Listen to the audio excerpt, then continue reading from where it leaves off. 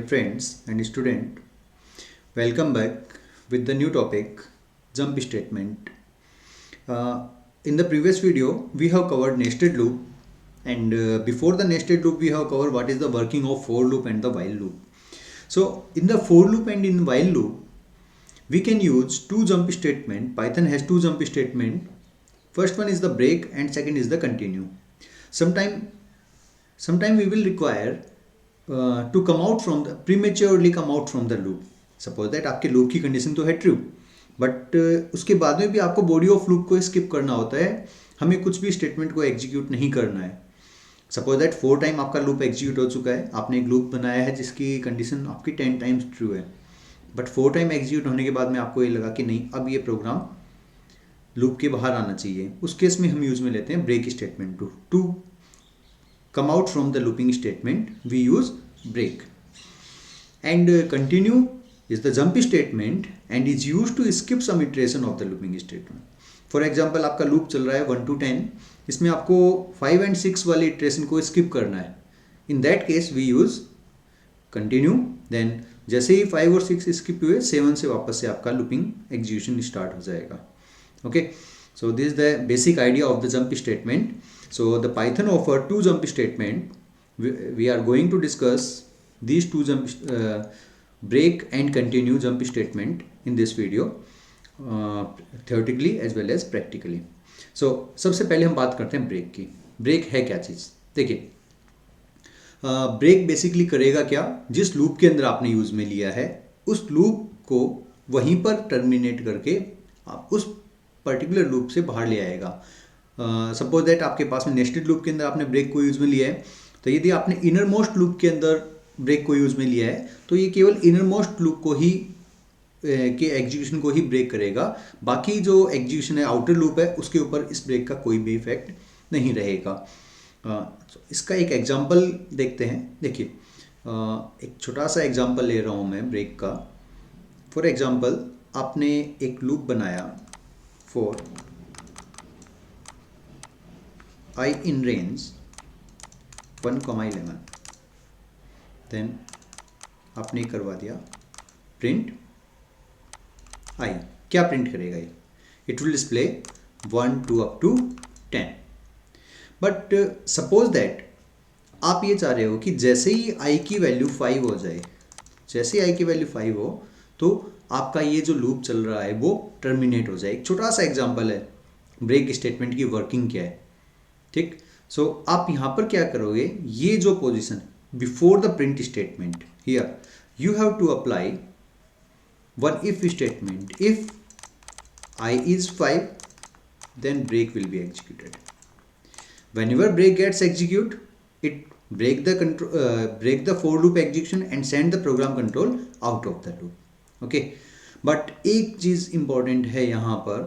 whenever we use break statement, ये definitely prematurely आप loop से बाहर आ रहे हो, उस केस में फॉर लूप का जो एल्स पार्ट है वो कभी भी एग्जीक्यूट नहीं होगा. फॉर एग्जांपल, यदि मैं इस वाले कोड की बात कर रहा हूँ कि आपने ये इफ पार्ट यूज में नहीं लिया हुआ है, तो ये क्या प्रिंट करता? सपोज आपने एल्स में लिया है आउट ऑफ लूप, तो ये क्या करता है? 1 to 10 डिस्प्ले करेगा, उसके बाद में डिस्प्ले करेगा आउट ऑफ लूप, ये डिस्प्ले करेगा. Now if we have break statement here, और ब्रेक की वजह से आपका ये लूप टर्मिनेट हो रहा है, ये फॉर लूप आपका ब्रेक की वजह से टर्मिनेट हो रहा है, उस केस में क्या होगा? आपका ये जो एल्स पार्ट है ये एग्जीक्यूट नहीं होगा. और ये चीज़ काफ़ी ज़्यादा इंपॉर्टेंट है आउटपुट फाइंड आउट करने के पॉइंट ऑफ व्यू से. आउटपुट फाइंड आउट करने के लिए पेपर में ये चीज़ आ सकती है. सो देखिए, इसको प्रैक्टिकली करके देखेंगे हम किस तरह से एग्जीक्यूट हो रहा है. तो प्रैक्टिकली करने के लिए मैं उसी जुपिटर नोटबुक को यूज़ में ले रहा हूँ जो हमने पहले नेस्टेड लूप के लिए यूज़ में ली थी. सो देखिए, मैंने एक फॉर लूप यूज में लिया for I in range. Then 1,11 किया हुआ था. एक पहले तो हम कर रहे हैं बिना किसी ब्रेक के print I. Okay, then after that मैंने इसमें एल्स पार्ट यूज में लिया, एल्स को इंडिकेट करने के लिए प्रिंट. 4 का जो एल्स पार्ट है और वाइल का जो एल्स पार्ट है वो कब एग्जीक्यूट होगा?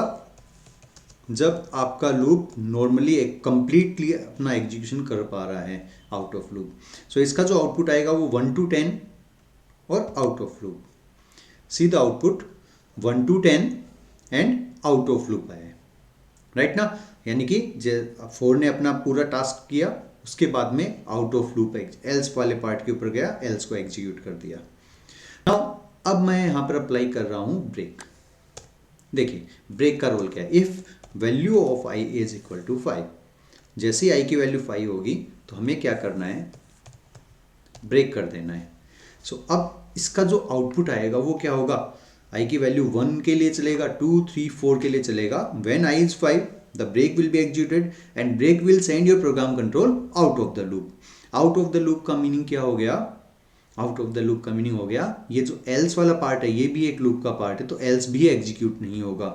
Now see the output, see the output, it will display only 1, 2, 3, 4। तो यहाँ पर एक इंपॉर्टेंट चीज़ ये है, ब्रेक तो कर ही रहा है, ब्रेक की तो वर्किंग है। आपका क्या करता है break, it will terminate the loop execution. So when I is 5 it break the loop. बाकी यदि हम 4 इन रेंज की बात करते हैं ये 10 टाइम्स की वैल्यू को रिटर्न करेगा। बट यदि हम यहाँ पर बात करते हैं तो ये क्या कर रहा है, आपको ये आपका जो ब्रेक स्टेटमेंट ने क्या किया, आपके लूप को टर्मिनेट कर दिया। इसी वजह से इसका एल्स पार्ट भी एग्जीक्यूट नहीं हो पाया है और आपका प्रोग्राम सीधा लूप से बाहर आ गया। इस केस में आपका एल्स पार्ट भी एग्जीक्यूट नहीं होगा। तो एल्स पार्ट कब एग्जीक्यूट होगा, जब आपका फोर लूप अपना नॉर्मल एग्जीक्यूशन कंप्लीट कर लेता है। ये चीज़ इंपॉर्टेंट है यहाँ पर। देखिए ब्रेक काफ़ी जगह यूज़फुल है। जैसे आप कोई भी प्रोग्राम कर रहे हो और उस प्रोग्राम के अंदर एक सर्टेन कंडीशन पर आप आ गए हो, उस कंडीशन के बाद में यदि आपको आगे लूप नहीं चलाना है तो आप लूप को ब्रेक करोगे। जैसे इस वीडियो के अंदर मैं बात करने वाला हूँ प्राइम नंबर के अंदर, उससे ज़्यादा क्लियर हो जाएगा। अब हम एक बार के लिए इंट्रोडक्शन पार्ट देखते हैं आपका कंटिन्यू का, उसके बाद में प्रैक्टिकल एक्सरसाइजेस के ऊपर आएंगे। अब यदि कंटिन्यू की बात करें, देखिए कंटिन्यू क्या करता है, जैसे आपके पास में एक आउटपुट है, आपको ये आउटपुट डिस्प्ले करना है 1, 2, 3, 4, 5, देन 8, देन 10, देन 11, 12। ओके, ये आउटपुट आपको प्रिंट करवाना है। सो यहाँ पर क्या स्किप करना है, हमें 6 को स्किप करना है, 7 को स्किप करना है और 9 को स्किप करना है। ये 3 नंबर्स हैं इस सीरीज के अंदर हमें स्किप करने हैं, राइट। जब भी इस टाइप की आपको सिचुएशन आए तब हम जो कीवर्ड यूज में लेंगे, जो जंप स्टेटमेंट हम यूज में लेंगे वो होगा आपका कंटिन्यू। कंटिन्यू क्या करता है, पर्टिकुलर कुछ इटरेशंस को स्किप करता है। It doesn't terminate the loop, ये टर्मिनेट नहीं करेगा, ये कुछ इटरेशंस को स्किप करेगा। ओके, सो लेट्स सी किस तरह से यदि मैं इसकी बात करता हूँ 4 के अंदर, तो एक बार के लिए पहले 4 में देखते हैं, उसके बाद में वाइल में देखेंगे, क्योंकि हमने ब्रेक का जो एग्जांपल देखा है वो भी 4 के साथ देखा है। सो इसमें क्या होगा आपका, डायरेक्टली हम इसको जुपिटर नोटबुक के ऊपर ही करते हैं।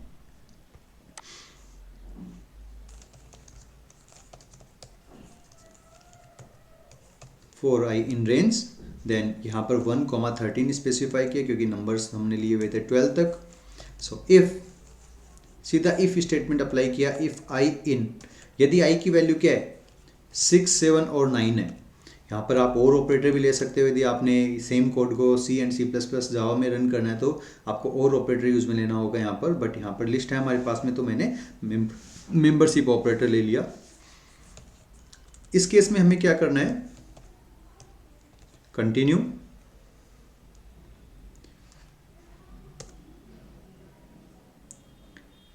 अदरवाइज प्रिंट आई, अदरवाइज हमें प्रिंट आई करना है। देन इसमें भी देखिए मैं एल्स पार्ट ले रहा हूँ, एल्स में हमने प्रिंट करवा दिया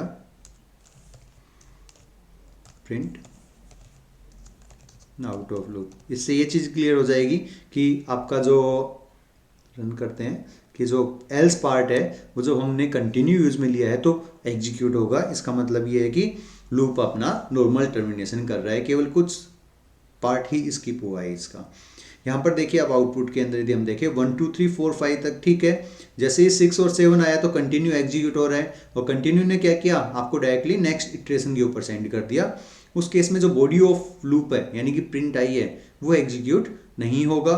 देन 7 प्रिंट 8 के ऊपर आया, प्रिंट कर दिया, 9 स्किप किया, then 10 11 12, then else part will be executed. Okay, so overall बोलने का मीनिंग क्या है, if you want to skip some part of the loop, some iteration of the loop, then we use continue, and if you want to come out from the loop, if you want to terminate the loop, then we use break statement, break jump statement. Okay, Python आपको 2 jump statement offer करता है, उसमें break आपके loop को terminate कर देगा, continue आपकी कुछ इटरेशंस को स्किप करेगा। यदि आपको 1 स्किप करवाना, 1 करवाइए, 5 स्किप करवाना, तो उसी के अकॉर्डिंग आपको कंडीशन स्पेसिफाई करनी होगी। ये तो हो गई आपके ब्रेक और कंटिन्यू की इंट्रोडक्शन पार्ट। हम कैसे इसको अप्लाई करते हैं, एक एक एग्जांपल इसका हम वाइल के साथ भी देखते हैं। वाइल लूप में यदि आपने ब्रेक और कंटिन्यू को यूज में लिया है तो इफेक्ट सेम रहेगा। यदि मैं बात करता हूँ इस एग्जांपल को, इस वाले एग्जांपल की यदि मैं बात करूँ, यदि आप इसको वाइल के अंदर करना चाह रहे हो तो देखिए मैंने एक कन्वर्जन का आपको how to convert for loop into while loop, एक ये भी हमने टॉपिक कवर किया था जब हम लूपिंग वाइल लूप के अंदर थे। तो इस प्रोग्राम की यदि मैं बात करता हूँ तो आई नेम से एक वेरिएबल लिया, उसकी इनिशियल वैल्यू क्या कर दी हमने 1। वाइल कब तक लूप चलना चाहिए, जब तक कि आई की value less than equal to है किसके, 10 के, क्योंकि रेंज तो एक कम रिटर्न करता है वैल्यू को। If I equal to what, I equal to 5, यदि आई की वैल्यू 5 है तो हमें क्या करना है, ब्रेक। बॉडी ऑफ लूप में कहीं कोई चेंजेस नहीं होने हैं, प्रिंट करवा दिया आपने आई को।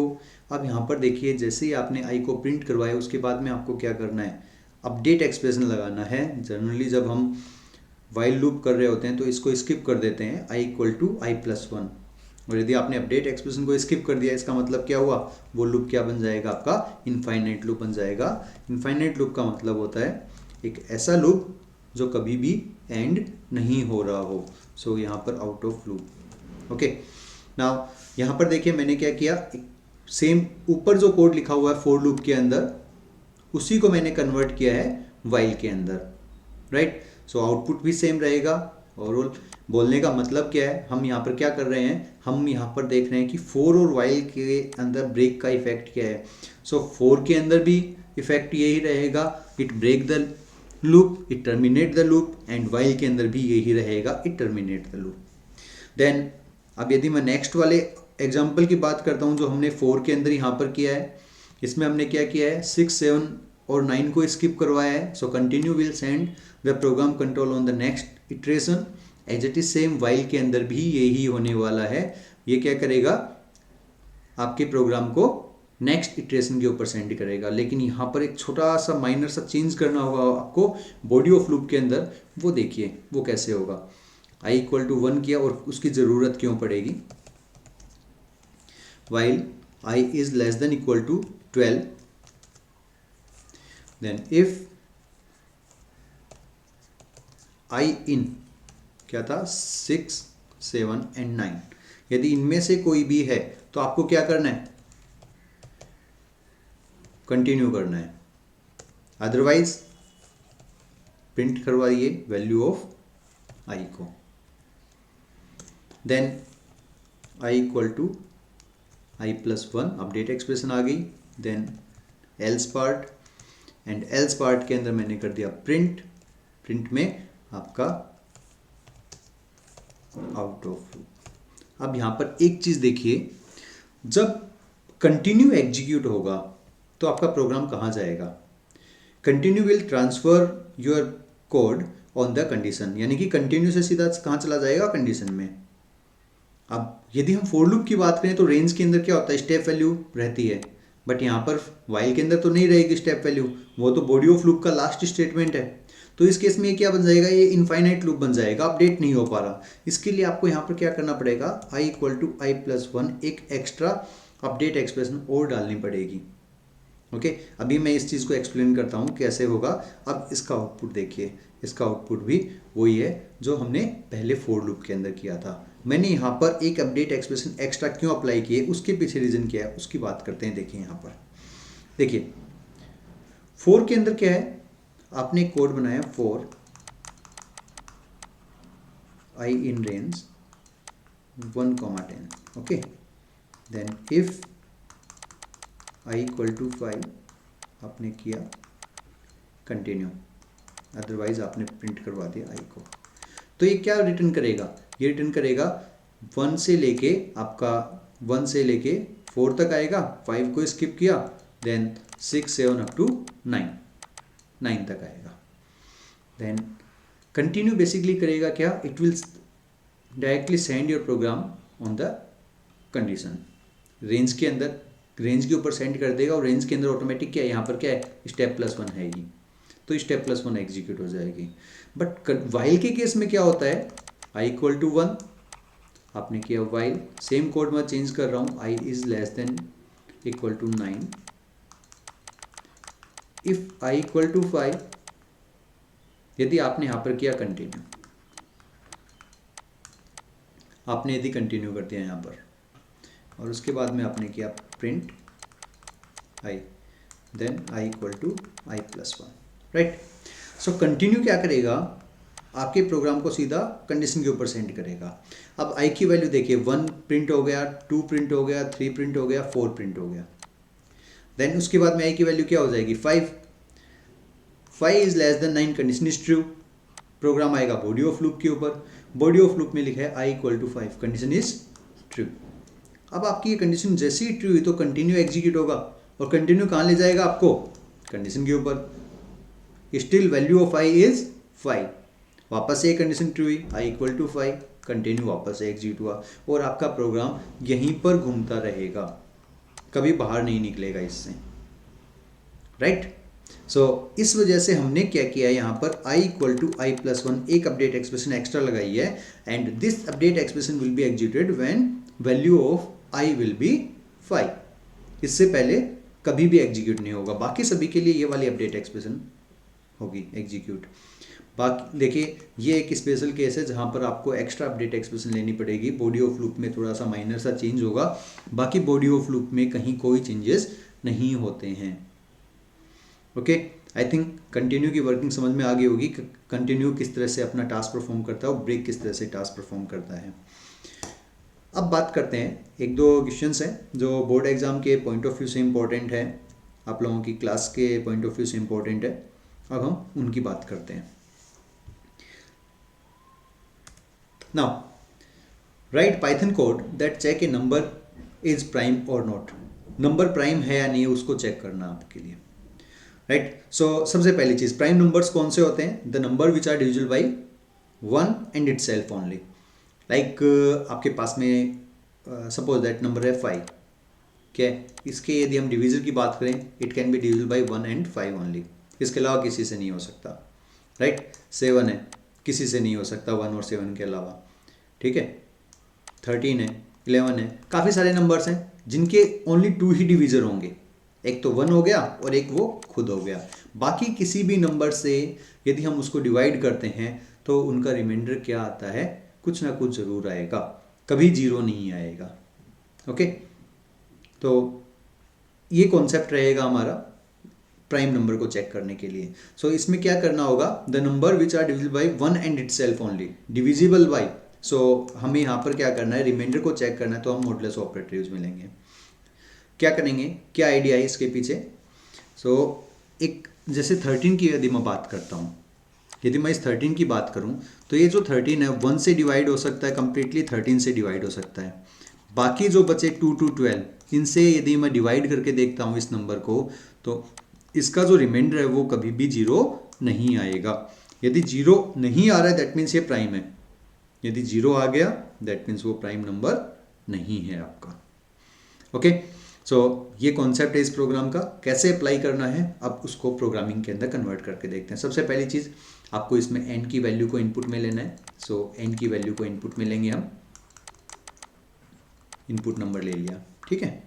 अब हमें यहाँ पर एक लूप स्टार्ट करना होगा जो कहाँ से चलेगा वो चलेगा आपका 1 से लेके, सॉरी 1 तो ले ही नहीं सकते क्योंकि 1 और n को तो हमें छोड़ना है, number which are divisible by 1 and itself. So वो नंबर हमें कहाँ से स्टार्ट करना होगा, 2 से स्टार्ट करना होगा।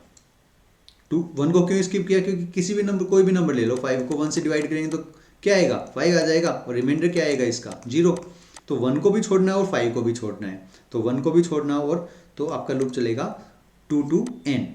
आप 2 to n चला दो तो रेंज में ऑटोमेटिक -1 आता है। सो 2 to n -1 आपको स्पेसिफाई करना होगा, एक लूप चलाना है। इसमें हमें क्या चेक करना है, इसमें हमें ये चेक करना है n का रिमाइंडर फाइंड आउट करके देखेंगे। सपोज दैट ये जो लूप वेरिएबल i है, n का रिमाइंडर फाइंड आउट करके देखेंगे i से। यदि इसके इक्वल टू में कहीं भी 0 आ रहा है, यदि 0 आ गया इसका मतलब क्या है, वो आपका प्राइम नंबर नहीं है। यदि 0 नहीं आ रहा है, हर एक केस को चेक करना होगा, ऐसा नहीं केवल एक ही नंबर को चेक किया है, अदरवाइज वो क्या होगा, प्राइम नंबर होगा। ओके, सो इसको प्रैक्टिकली करते हैं पहले, उसके बाद में इसको ट्राई करेंगे हम वैसे ड्राई रन करके देखेंगे किस तरह से इसको हमें अप्लाई करना है। ओके, सो देखिए हमें एक यूजर से इनपुट में नंबर लेना है, इनपुट ले लिया,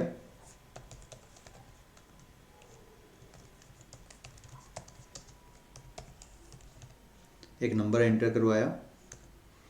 देन देखिए कोई भी प्रोग्राम बनाते हैं तो हो सकता है कि उसमें हमें कुछ वेरिएबल्स का बाद में पता लगे कि हमें वेरिएबल लेना पड़ेगा। सो मैं यहाँ पर थोड़ा सा स्पेस छोड़ रहा हूँ, हमें एक वेरिएबल की ज़रूरत पड़ेगी। वो वेरिएबल की ज़रूरत क्यों पड़ेगी वो मैं आपको बताऊँगा, रिक्वायरमेंट के अकॉर्डिंग हम लेंगे। For I in range of 2 से लूप चलाना है, n-1 तक जाना है तो n-1 तक ऑटोमेटिक चला जाएगा, n स्पेसिफाई करेंगे तो। अब इसके अंदर मैंने किया इफ़ n मॉडुलस i, यदि n मॉडुलस i यदि इक्वल टू आता है 0 के, इसका मतलब क्या है, आपका नंबर प्राइम नहीं होगा। चलो लेट्स प्रिंट इट, प्रिंट कर दिया मैंने इसको।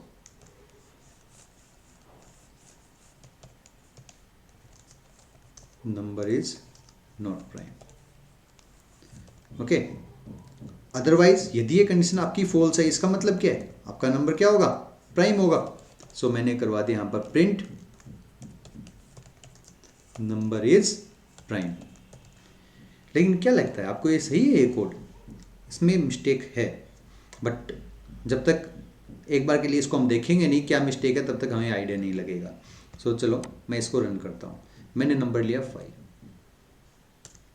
क्या किया इसने आउटपुट डिस्प्ले किया number is prime, number is prime, number is okay, that's okay, no problem. 5 number prime है, लेकिन ये रिजल्ट कितनी बार दे रहा है, 3 बार। ऐसा तो नहीं होना चाहिए ना, हमने तो एक ही नंबर को चेक किया है 5 के लिए, तो एक ही बार रिजल्ट देना चाहिए नंबर इज प्राइम। चलो ठीक है, आउटपुट तो सही दे रहा है, 3 बार आ रहा है तो क्या हो गया, पहली चीज़ इसमें हम कॉम्प्रोमाइज़ कर लेते हैं। चलो 3 बार आ रहा है कोई बात नहीं, बट एक बार के लिए नंबर चेंज करके देखते हैं। इस बार मैंने कर दिया नंबर 9। क्या 9 प्राइम नंबर है, बिल्कुल नहीं है। क्या रिजल्ट आ रहा है, इसने काफ़ी time number is prime display किया, लेकिन एक बार इसने किया नॉट प्राइम। हो क्या रहा है, पहले इसके ऊपर बात करते हैं, उसके बाद में इसके करेक्ट कोड की बात करते हैं। देखिए आपने जो कोड लिखा है वो बेसिकली कैसे टास्क परफॉर्म कर रहा है, अब उसकी बात करते हैं। देखिए आपने जो कोड लिखा उसमें क्या है, आपका एक लूप चल रहा है जो 2 to n-1 जा रहा है। अब आपने क्या किया, n की वैल्यू ले ली 9, यानी कि 2 to 8 लूप चलेगा। अब आपने इफ स्टेटमेंट पे एक कंडीशन पुट की हुई है 9 modulus 2 equal to 0, condition is false. If the condition is false, in that case else part will be executed. Else part में क्या लिखा है, नंबर इज प्राइम। तो इसने क्या डिस्प्ले कर दिया, number is prime. Next time 9 modulus 3 होगा, क्योंकि इस 2 की जगह पर 3 आ जाएगा, तो ये इक्वल टू में 0 आ गया, ये हो गई ट्रू। तो ये क्या डिस्प्ले करेगा, नॉट प्राइम। अभी भी बात खत्म नहीं हुई, अभी भी क्या है, आई की वैल्यू 4 भी होगी, 5 6 7 8 यहाँ तक चलेगा। अब 9 modulus 8 equal to 0 condition is false, तो ये क्या करेगा प्राइम। सो इसने एक बार तो किया नॉट प्राइम, बाकी सभी में ये करेगा प्राइम प्राइम प्राइम। तो ये मीन्स लॉजिक तो ठीक है बट इम्प्लीमेंटेशन है उसमें थोड़ी सी कमी है। इसको करेक्ट कैसे करें? सबसे पहली चीज़, हमारा जो रिजल्ट आ रहा है वो काफ़ी टाइम आ रहा है। क्यों आ रहा है? क्योंकि हमने जो हमारा जो आउटपुट है उसको हमने लूप के अंदर डिस्प्ले करवा दिया। इसको बेटर है कि हम लूप के बाहर डिस्प्ले करवाएं। तो क्या करेंगे, हमें यहाँ पर एक इफ स्टेटमेंट अप्लाई किया है हमने n मॉडुलस i। मैं इसको चेंज करता हूँ, यदि नॉट इक्वल टू 0 है तो क्या करते हैं, नॉट इक्वल टू 0 मतलब प्राइम होगा, राइट ना। और यदि मैंने यहां पर इसको इक्वल टू किया हुआ है तो सबसे पहले क्या है, नॉट प्राइम। ये लॉजिक तो यही है, इसी लॉजिक को हमें कंटिन्यू करना है। कैसे पता लगेगा, ये देखिए हम प्रिंटिंग तो यहां नहीं कर सकते, श्योर हो गए, क्योंकि काफ़ी टाइम वैल्यू रिपीट हो गया अदरवाइज। तो हम इस इफ स्टेटमेंट के अंदर क्या करें ऐसा कि हमें ये पता लग जाए कि ये वाली कंडीशन कभी ट्रू हुई है क्या। यदि इफ की कंडीशन ये वाली ट्रू है, इसका मतलब कि आपका नंबर कभी भी प्राइम नहीं हो सकता है, क्योंकि n modulus i equal to 0 नहीं होगा कभी भी, क्योंकि वो 1 के लिए हो सकता है और उस नंबर के लिए खुद के लिए हो सकता है। और हमने उन दोनों को ही छोड़ रखा, हमने लूप कहाँ से स्टार्ट किया हुआ है, 2 to n-1 किया हुआ है। सो क्या करना होगा हमें यहाँ पर, हमें एक एक्स्ट्रा वेरिएबल की रिक्वायरमेंट पड़ेगी, उस वैल्यू को हम यहाँ पर चेंज कर देंगे। अब वो वेरिएबल आप कुछ भी ले लीजिए, कोई भी उसकी वैल्यू ले लो। ऊपर तो उसकी वेरिएबल की वैल्यू स्पेसिफाई कर दो कुछ भी, जैसे 1 कर दिया, और यहाँ पर कर दो उसको 0, b इक्वल टू ट्रू कर दो, यहाँ पर उसको फॉल्स कर दो, ये आपकी चॉइस है। बस मैटर क्या है, पहले वैल्यू कुछ और थी, अब यदि वैल्यू कुछ और है, इसका मतलब क्या है, ये वाली कंडीशन आपकी कभी ना कभी ट्रू हुई है। ओके, सी देखिए, अब इस प्रोग्राम के अंदर मैं चेंजेस कर रहा हूँ। मैंने यहाँ पर एक लाइन का स्पेस छोड़ा था, वो मैंने b इक्वल टू 1 कर दिया, b की वैल्यू 1 है। अब ये देखिए, यदि ये वाली कंडीशन कभी ट्रू है, n मॉडुलस i वाली, इसका मतलब क्या है, आपका नंबर प्राइम नहीं है। फाइनल हो गया, फाइनल हो गया तो b इक्वल टू 0 कर दो, और आगे लूप चलाने की ज़रूरत नहीं है। तो हमने क्या किया, इसको ब्रेक कर दिया, आगे जाएंगे ही नहीं, हम कुछ नहीं करना हमें। ओके, अब क्या करेंगे, इफ यदि b की वैल्यू 1 मेंटेन है, यदि b की वैल्यू 1 मेंटेन है, चलो b इक्वल टू यदि 0 हो जाती है, क्योंकि प्रिंट स्टेटमेंट ऑलरेडी बना हुआ है, तो इसी को कंटिन्यू कर देते हैं। यदि b की वैल्यू 0 है तो क्या होगा, ये इंडेंट की प्रॉब्लम देगा, इसलिए इसको करेक्ट करना जरूरी है। देखिए, यदि b की वैल्यू 0 हो जाती है, इसका मतलब क्या है, ये वाली इफ n मॉडुलस i वाली कंडीशन है वो ट्रू हुई है, और यदि ये ट्रू होगी तो नंबर आपका प्राइम नहीं होगा। तो if b equal to 0 then print number is not prime, otherwise number is prime. अब एक बार के लिए इसको वापस से रन करके देखते हैं। देखिए क्या लिया था हमने, 9 लिया था ना, 9 को ही देखते हैं, नंबर इज नॉट प्राइम। एक और एग्जाम्पल लेते हैं, सपोज हमने कर दिया 13, नंबर इज प्राइम। एक और नंबर लेके देखते हैं, कोई भी नंबर उठा के देख लीजिए, यदि वो प्राइम होगा तो वो प्राइम ही रिटर्न करेगा। जैसे हमने 6 ले लिया, नॉट प्राइम। ओके, अब क्या चेंजेस हुए इसमें, किस तरह से एग्जीक्यूट हो रहा है, अब उसकी बात करते हैं। देखिए हमने क्या किया, पूरा कोड एक बार वापस से डिस्कस करते हैं। हमने एक लूप चलाया हुआ है for i in range 2 to n। 2 से क्यों स्टार्ट किया, क्योंकि कोई भी नंबर हो 1 से और अपने आप से डिवाइड हो सकता है, इसके लिए। इसमें मैंने एक इफ स्टेटमेंट ले लिया, इफ n मॉडुलस i यदि इक्वल टू 0 है, इक्वल टू 0 13 के केस में कभी नहीं होगा, नहीं होगा ना, 11 के केस में कभी नहीं होगा, क्योंकि ये प्राइम नंबर्स हैं। सो यदि ये वाली कंडीशन कभी भी ट्रू होती है, कहाँ से स्टार्ट किया, 2 to n-1, इन केसेस में यदि कभी भी ट्रू होती है, दैट मीन्स आपका नंबर प्राइम नहीं है। तो हमने क्या किया, b नेम से एक वेरिएबल लिया, उसकी इनिशियल वैल्यू कर दी 1, यहाँ पर कर दिया उसको 0। अब यदि b की वैल्यू 0 हो जाती है, इसका मतलब आपका नंबर प्राइम नहीं है, आगे लूप चलाने का कोई मतलब नहीं है, आपके प्रोग्राम में टाइम ही खराब होगा। इसलिए हम क्या करते हैं, इसको यहीं पर ब्रेक कर देते हैं। लूप के बाहर हमने एक इफ स्टेटमेंट अप्लाई कर दिया, यदि b की वैल्यू 0 हो जाती है तब तो क्या होगा, प्रिंट करवा दिया हमने, no it's not prime number, otherwise yes it is prime number. अब देखिए सपोज दैट आपने n की वैल्यू स्पेसिफाई की हुई है 6, एग्जीक्यूट करके देखते हैं कैसे होगा। For i in range 2 to 5 आपका लूप चलेगा, i की वैल्यू 2 to 5 रहेगी, n मॉडुलस i, n की वैल्यू 6 है, 6 modulus 2 equal to 0, condition is true, b will be 0 now. यदि b की वैल्यू 0 होगी तो ब्रेक एग्जीक्यूट होगा, ब्रेक क्या करेगा आपको लूप के बाहर ले आएगा। If b equal to 0 condition is true, it will display no. केवल एक ही बार आपका लूप चला, यहीं पर फाइनल हो गया कि आपका जो टास्क था प्राइम नंबर को चेक करने का वो कंप्लीट हो चुका है, आगे जाने की जरूरत नहीं है, तो हम वहीं से बाहर हो गए। This is the effect of break statement. Okay, यहाँ पर हमने ब्रेक अप्लाई किया, इससे क्या हुआ आपके प्रोग्राम की जो एग्जीक्यूशन है उसकी जो कॉम्प्लेक्सिटी है वो काफ़ी रिड्यूस हो गई, राइट। नेक्स्ट एक और स्टेप लेते हैं। सपोज दैट आपने n की वैल्यू 7 स्पेसिफाई की हुई है, उस केस में क्या होगा, आपका लूप चलेगा 2 to 6। अब 7 मॉडुलस 2 होगा equal to 0, condition is false. 7 modulus 3, 4, 5 and 6, ये कंडीशन कभी भी ट्रू नहीं होने वाली, कभी भी ट्रू नहीं होने वाली। तो b की वैल्यू कितनी रहेगी, 1 की 1 मेंटेन रहेगी। If b equal to 0 condition is false, program else के ऊपर आएगा, yes it is prime number. Okay, आपने जो भी प्रोग्राम लिखा है इस तरह से ड्राई रन करके देख लीजिए हमारा आउटपुट करेक्ट आ रहा है या नहीं आ रहा है। ओके, आई थिंक ये चीज़ क्लियर हो गई होगी। तो यहाँ पर हमने ब्रेक अप्लाई किया क्योंकि हमें एक बार जब रिजल्ट हमारा फाइनलाइज हो गया तो आगे लूप चलाने की ज़रूरत क्या है, ज़रूरत तो है नहीं हमें, तो हमने क्या किया, लूप को वहीं पर टर्मिनेट करा दिया। This is the use of break statement. But एक चीज़ आपको हमेशा याद रखनी है, यदि आपका लूप प्रीमेच्योरली बाहर आ रहा है आपका प्रोग्राम एग्जीक्यूशन, उस केस में फोर लूप का जो एल्स पार्ट है या फिर वाइल लूप का जो एल्स पार्ट है वो कभी भी एग्जीक्यूट नहीं होगा। Okay, let's move to the next example. Next example है हमारा, write a Python code that display all the alphabets with their ordinal value. Ordinal values capital A के लिए 65 है, कैपिटल बी के लिए 66 है और स्मॉल ए के लिए 97 है।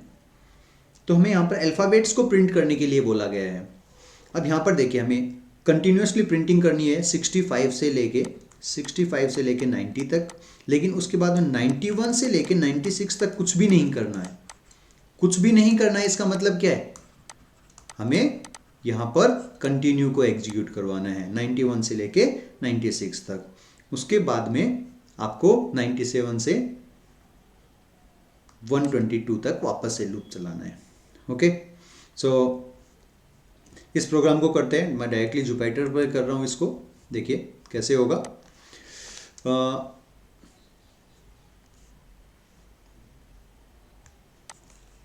फॉर लूप स्टार्ट किया, फॉर आई इन रेंज, हमें लूप स्टार्ट करना है 65 से,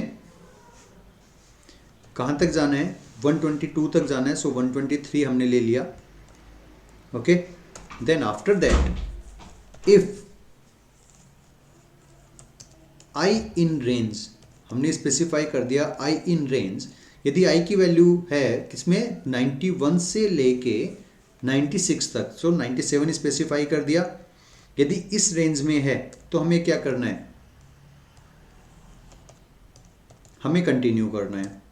अदरवाइज क्या करना है, हमें प्रिंट करवाना है। किसको प्रिंट करवाना है, अब देखिए हमारा जो आउटपुट है वो कैसे आना चाहिए, हमारा आउटपुट इस तरह से आना चाहिए। देखिए यहाँ पर ए आ गया, उसके बाद में इसके आगे 65 आए, उसके बाद में बी आया 66 आए, इस तरह से हमारा रिजल्ट आना चाहिए।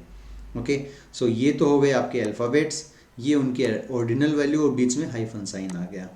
अब देखिए हमारे पास में दो फंक्शन होते हैं, एक तो CHR फंक्शन होता है, CHR, और एक होता है ORD। ये दो फंक्शन होते हैं।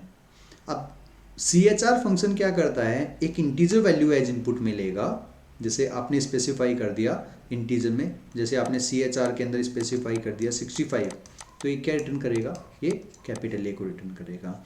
और यदि आप जस्ट अपोजिट इसके ORD, यदि ORD के अंदर आपने कैपिटल ए स्पेसिफाई किया तो ये क्या करेगा, 65 को रिटर्न करेगा। सो हमें यहाँ पर क्या करना है, इस प्रिंट कमांड के अंदर क्या चाहिए हमें, हमें अल्फ़ाबेट चाहिए, ठीक है। सो हम क्या करेंगे, CHR फंक्शन यूज में लेंगे। CHR के इनपुट में क्या प्रोवाइड करेंगे, आई को प्रोवाइड करेंगे। आई की वैल्यू क्या है, स्टार्टिंग 65 है। उसके बाद में क्या करना, हमें हाइफन साइन चाहिए। अब दो ऑब्जेक्ट को सेपरेट करने के लिए हम SCP आर्ग्यूमेंट भी यूज में ले सकते हैं, बाकी हम चाहें तो यहाँ पर डबल कोट्स के अंदर भी हाइफन साइन यूज में ले सकते हैं, वो आपकी चॉइस है। कॉमा के बाद में आई आ जाएगा। अब पहले वाला आई CHR आई तो क्या करेगा, अल्फ़ाबेट्स को डिस्प्ले करेगा, और सिंपल जो आई हमने यूज में लिया वो उसकी ऑर्डिनल वैल्यू जो 65 हमने लूप स्टार्ट किया हुआ है उसको प्रिंट करेगा। आपका टास्क यहीं पर कंप्लीट हो गया। जब आप प्रोग्राम को रन करोगे तो आपके पास में capital and small alphabets with their ordinal value दिखाई देंगे। यहाँ पर ये देखिए आउटपुट काफ़ी लेंदी आउटपुट होगा क्योंकि काफ़ी सारे अल्फ़ाबेट्स हमारे पास में, बट मैं स्क्रॉल कर रहा हूँ, आप आराम से अपने आउटपुट को चेक कर सकते हो। हमने 123 तक लूप चलाया था रेंज के अंदर, सो यहाँ पर 122 तक आपका आउटपुट आ गया है। ओके, बीच में देखने लायक बात यह है कि 90 से 97 के बीच में कुछ भी नहीं है। 90 से 97 के बीच में क्यों नहीं है, क्योंकि हमने इस बीच में क्या यूज में लिया था, हमने यहाँ पर कंटिन्यू को यूज में लिया था। Continue is use to skip some iteration of the looping statement. Okay, I think ये चीज़ क्लियर हो गई होगी कि एक्चुअल में जो हम ब्रेक स्टेटमेंट यूज में लेते हैं और कंटिन्यू यूज में लेते हैं उनका पर्पज़ क्या है, कहाँ पर हमें उनको यूज में लेना है, कैसे उनको प्रैक्टिकली इम्प्लीमेंट करना है। बाकी ब्रेक एंड कंटिन्यू के ऊपर और लूपिंग स्टेटमेंट के ऊपर काफ़ी सारे और भी प्रैक्टिकल एक्सरसाइजेज हैं, ये मैंने मेरे ब्लॉग के ऊपर अपलोड कर रखा है। वहाँ से आप अपने और प्रैक्टिकल्स यदि एक्सरसाइजेज करना चाह रहे हो, प्रैक्टिस करना चाह रहे हो लूपिंग स्टेटमेंट्स की, जंप स्टेटमेंट्स के ऊपर, तो आप वहाँ से क्वेश्चंस को उठा सकते हैं और वहाँ से कर सकते हैं, प्लस उनके आंसर्स भी आपको वहाँ पर मिल जाएंगे। आज के लिए इस वीडियो में बस इतना ही। Thank you very much, have a nice day. That's all for today. Okay, bye. Take care.